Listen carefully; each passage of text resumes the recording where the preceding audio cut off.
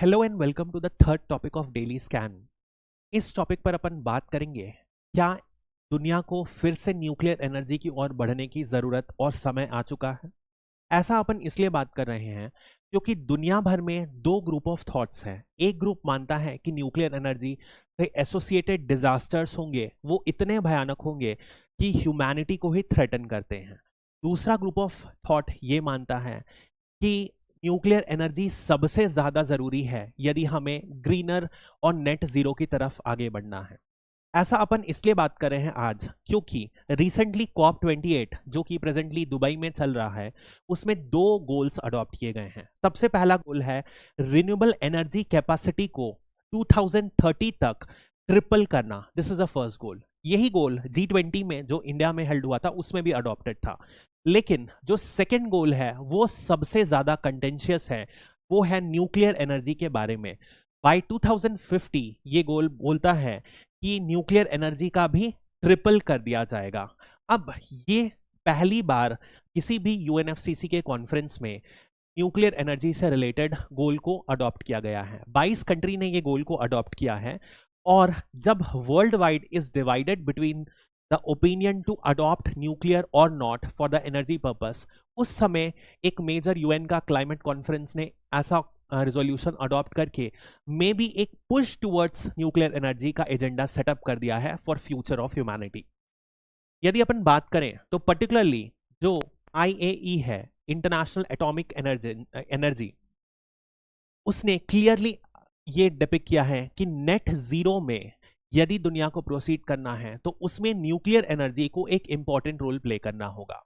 लेकिन even prominent powers जैसे कि यूरोपियन यूनियन के अंदर बहुत ही क्लियर स्प्लिट है between the adoption of nuclear और नॉट। एक एक्सट्रीम एंड पर स्टैंड करती है जर्मनी, जो सबसे पहले न्यूक्लियर पर बहुत ज्यादा डोमिनेंट थी। बट जब जापान के फुकुशिमा में डिजास्टर हुआ सुनामी के बाद, तब से जर्मनी ने इसको एक unsafe energy production method declare करके फेज आउट करना स्टार्ट कर दिया। इनफैक्ट अभी इसी साल अप्रैल में अपना लास्ट न्यूक्लियर जो पावर जो स्टेशन था उसे शट डाउन कर दिया है। Right now Germany has 0 active nuclear power stations, पूरा का पूरा शट डाउन कर दिया है। वहीं पर एक दूसरा एडवोकेट है फ्रांस, जो अभी भी मानता है nuclear energy is very essential. इसलिए फ्रांस का लगभग 62% एनर्जी जो आती है, 60% प्लस जो एनर्जी आती है वो न्यूक्लियर पावर से आती है। मतलब कि even the developed countries are split whether to go for nuclear और not. That is the idea. अब सबसे बड़ी प्रॉब्लम क्या है न्यूक्लियर में जाने से, तो ये अपन देख चुके हैं। मेजर डिजास्टर हुए हैं, चेर्नोबिल, फुकुशिमा, 3 माइल आइलैंड, ये Japan, USSR and this is US।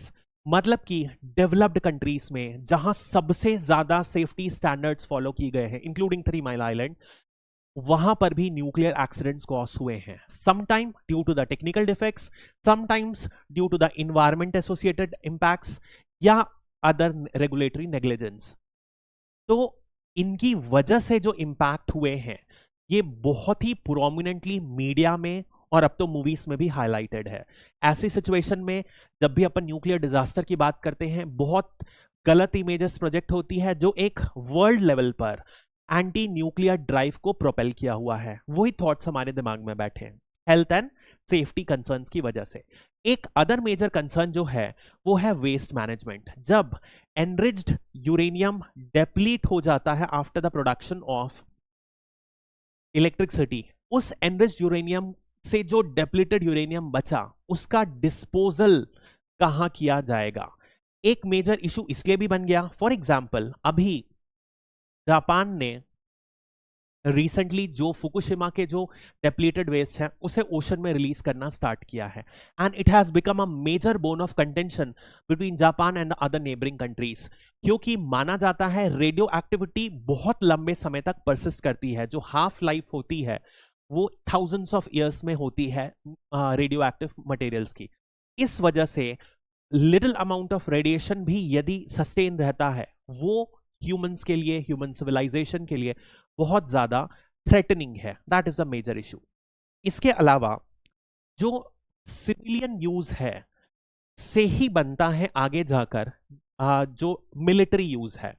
इस वजह से माना यह जाता है because similar technology is used, तो यदि ओवर डिपेंडेंस हुआ for electricity on nuclear power, तो सारी कंट्रीज क्या हो सकती हैं, उसे मिलिट्रली भी डेवलप कर सकती हैं और न्यूक्लियर वेपन्स की रेस बढ़ जाएगी।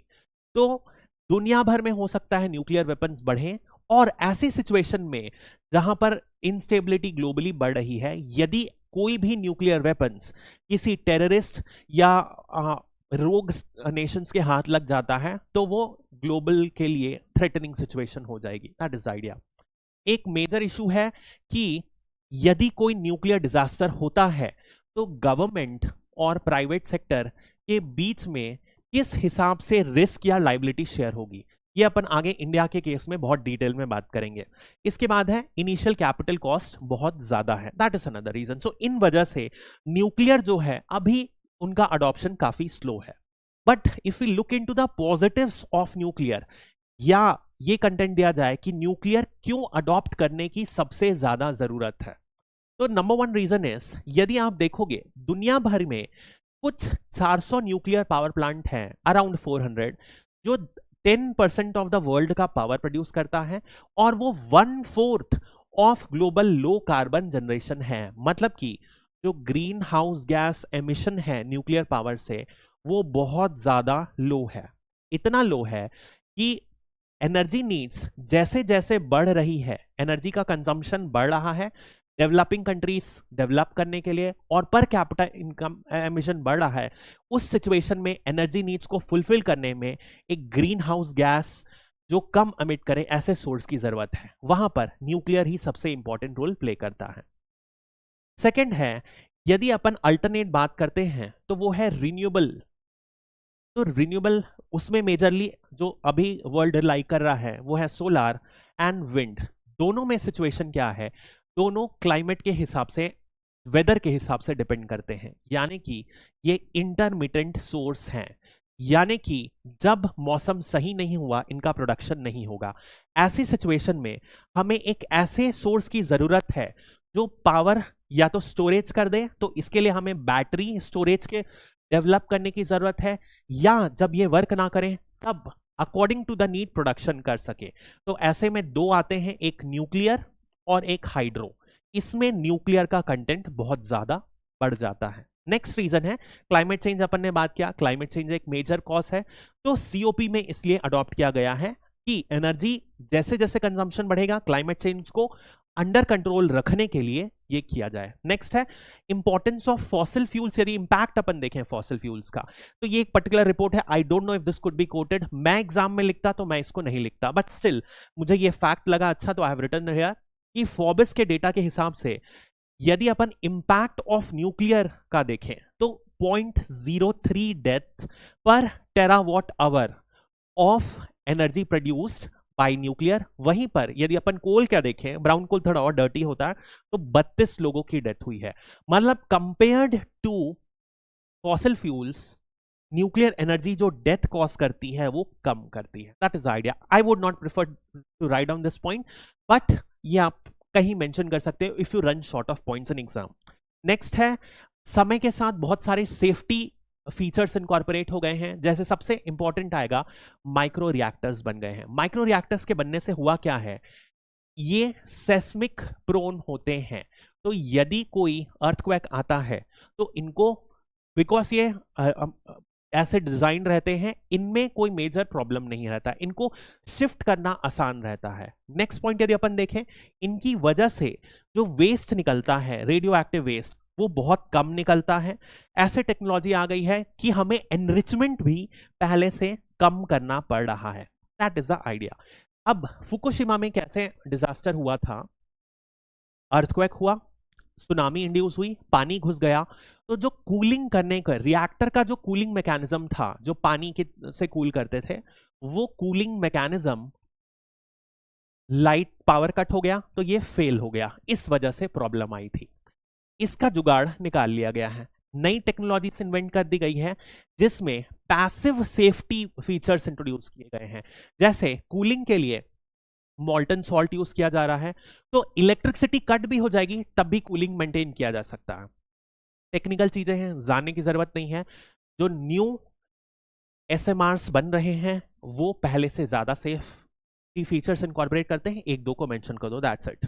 नेक्स्ट यदि अपन बात करते हैं इंडिया के केस में क्या चैलेंजेस आ रहा है, और इंडिया ने 123 एग्रीमेंट साइन किया था यूएस के साथ और 2005 में साइन किया था, तो माना जा रहा था कि बहुत ज्यादा न्यूक्लियर का डेवलपमेंट हो जाएगा। उसके बाद भी अभी तक कोई भी डेवलपमेंट नहीं हुआ। इनफैक्ट न्यूक्लियर में अपन देखें तो इंडिया को फिर 2008 में एनएसजी वेवर मिला था, न्यूक्लियर सप्लाई ग्रुप का वेवर, जिसके बाद इंडिया एनएसजी का मेंबर नहीं होते हुए भी उसे यूरेनियम सप्लाई की परमिशन मिल गई थी, और लगातार डेवलपमेंट हुआ है। जापान के साथ भी इंडिया ने न्यूक्लियर एग्रीमेंट साइन किया है। जापान एकमात्र ऐसी कंट्री है जो इंडिया के साथ साइन किया है बिना एनपीटी साइन किए हुए। सो ये सब टेक्निकल टॉपिक्स हैं, अभी अपन को जानने की जरूरत नहीं है।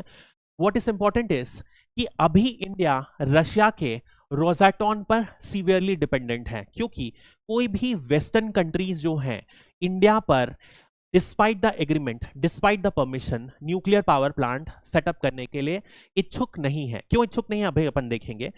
Due to the barriers. क्या बैरियर है? वो है civil liability for nuclear damage act. तो ये है 2005 का act, civil nuclear liability act 2005 का। इस एक्ट में कुछ ऐसे प्रोविजंस हैं जिसकी वजह से जो कंट्रीज हैं, पर्टिकुलरली वेस्टर्न कंट्रीज, वो इंडिया में न्यूक्लियर पावर प्लांट सेटअप करने के ऑपोजिशन में है।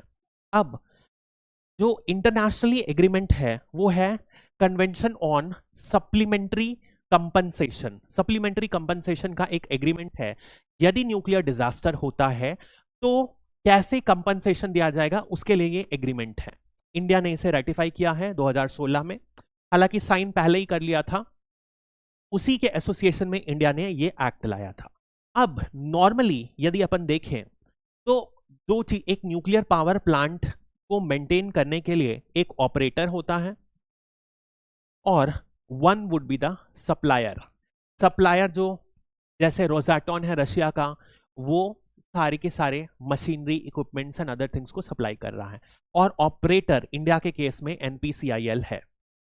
ठीक है, दिस इज द आइडिया। तो यदि इंटरनेशनल रेगुलेशंस के तौर पर बात किया जाए, जो सीएससी अपन ने बात किया गया, उसमें क्या था, यदि कोई कभी भी न्यूक्लियर एक्सीडेंट होता है तो सारी की सारी लाइबिलिटी जो है वो एक्ट करती है ऑपरेटर के ऊपर। पूरी की पूरी लाइबिलिटी ऑपरेटर के ऊपर एक्ट करती है। सप्लायर को कोई भी लाइबिलिटी फेस नहीं करनी पड़ेगी। This is the international convention. लेकिन यदि आप इंडिया का जो एक्ट है, इसमें सप्लायर के ऊपर भी लाइबिलिटी इंपोज की गई है। This is the basic idea कि जो भी वेस्टर्न कंट्रीज हैं इंडिया में प्लांट क्यों नहीं सेटअप करना चाह रही हैं। तो इस एक्ट के अंदर दिया क्या गया है, ऑपरेटर जो एनपीसीआईएल है उसकी लाइबिलिटी को मैक्सिमम 1500 करोड़ पे कैप कर दिया गया है। उसके बाद बोला गया है यदि कुछ और होता है तो गवर्नमेंट फंड देगी। That is the idea.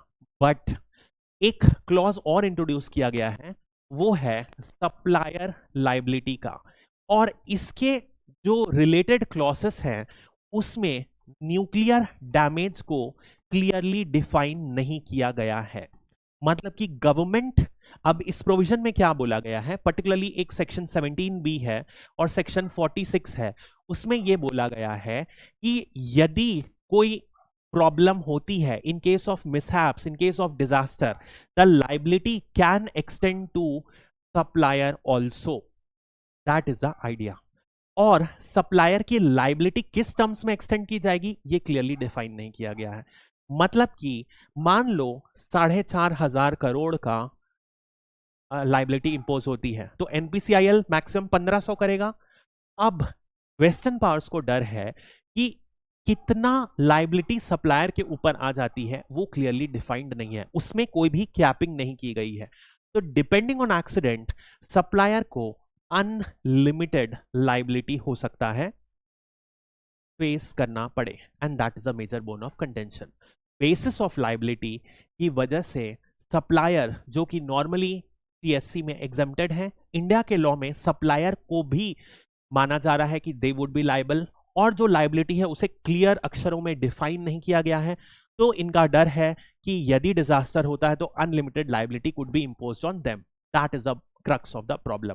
ऐसा इंडिया ने इसलिए किया क्योंकि अभी रिसेंटली भोपाल गैस ट्रेजेडी की एनिवर्सरी बीती है, 3-4 दिसंबर को 1984 में हुआ था। भोपाल गैस ट्रेजेडी में माना गया था कि जो यूएस बेस्ड कंपनी थी उनका मेजर फॉल्टी इक्विपमेंट की एक मेजर रीजन था जिसकी वजह से डिजास्टर हुआ था। ऐसी कोई सिचुएशन फिर से रिपीट ना हो इसलिए इंडियन गवर्नमेंट ने एक टफ लॉ को एनेक्स अटेंड किया है, एक बनाया है। This is the basic idea and इस लॉ की वजह से अभी इंडिया में न्यूक्लियर प्रोग्रेस में होल्ड लगा हुआ है और इंडिया में न्यूक्लियर पावर लगभग 2% से थोड़ा सा कम या 2% के आसपास ही है। तो यदि अभी अपन आज की सिचुएशन देखें तो दुनिया न्यूक्लियर पावर की तरफ से वापस बढ़ रहा है। जैसे कि अपन ने एग्जांपल देखा, फ्रांस कंसिस्टेंटली स्टैंड ले रहा है, अभी आईएई ने इंडोर्स किया है। उसके बाद इवन जो जापान ने सारे के सारे न्यूक्लियर पावर को बंद कर दिया था वो वापस न्यूक्लियर से प्रोडक्शन का स्टार्ट कर रहा है। इनफैक्ट यूरेनियम का प्रोडक्शन भी ग्लोबली बढ़ रहा है। मतलब कि ये तो क्लियर है कि न्यूक्लियर एनर्जी आगे टाइम पर बढ़ेगी, दैट इज वेरी क्लियर। तो एक पर्टिकुलर स्टैंड इंडिया को लेना पड़ेगा, क्या इंडिया न्यूक्लियर में जाना चाह रही है या नहीं। यदि जाना चाह रही है तो अपने रेगुलेशंस को रेक्टिफाई करना पड़ेगा in the way that liability कम ना हो in the event of disaster. जो जिसकी वजह से प्रॉब्लम हुई है सप्लायर या ऑपरेटर उसे डैमेज के लिए कंपनसेट करना पड़े। दूसरी बात, सेफ्टी क्लॉजेस को एकदम हाईएस्ट प्रायोरिटी देनी पड़ेगी because nuclear disaster multi generational impacts cast करते हैं। तो if at all India decides to go for nuclear, civil nuclear liability act को रीडिफाइन करना पड़ेगा एंड सेफ्टी रेगुलेटर्स को टॉप मोस्ट प्रायोरिटी देना पड़ेगा। Then only India should move ahead. That is a basic idea. With this, we'll call an end to this topic. Thank you.